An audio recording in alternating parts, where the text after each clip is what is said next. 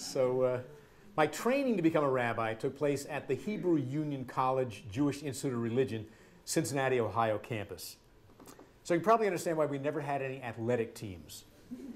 Well, because there's no way you could cheer for a team with a name like that. You imagine? Let's go! Hebrew Union College Jewish Institute of Religion, Cincinnati, Ohio campus. Let's go! You know,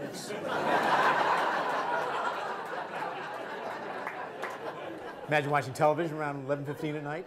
That was the news. Now to sports. In the Seminary League was the Hebrew Union College Jewish Institute of Religion, Cincinnati, Ohio campus 79, the Jewish Theological Seminary of America 76. I see our time for sports is up. Now the weather. At the seminary, I was able to squeeze a 5-year postgraduate program into 6. Now, the year in Israel was not part of the curriculum back in the late 60s, so after 3 years, I went to Israel, primarily to learn spoken Hebrew. You know, I had a lot of biblical Hebrew under my belt, so it was kind of difficult, especially during the first weeks. For example, I can still see the look on the cab driver's face when we pulled into our neighborhood, and I said to him in my Hebrew, "Behold, here I descend."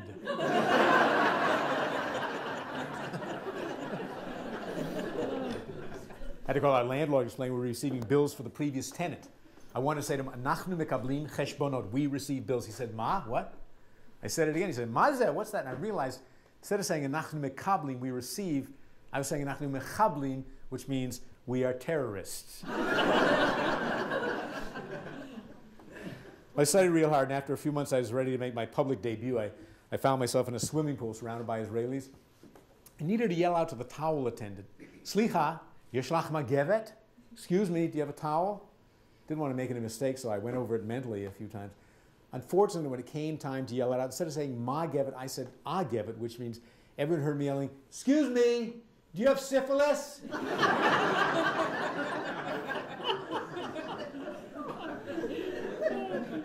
At our seminary in Jerusalem, the head custodian was a man named Gad Granick.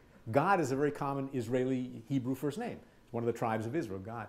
So, but it always amused me when I'd be there and hear the English secretary shouting down the hallway, oh God, the ladies' room toilet stopped up." One time I had to make a phone call from Jerusalem to Tel Aviv. It was back in the payphone days, so I dialed the number. I heard a voice say, "Please deposit 8 tokens." I said, "Gee, I only have 7. The voice said, "All right, I'll take 7.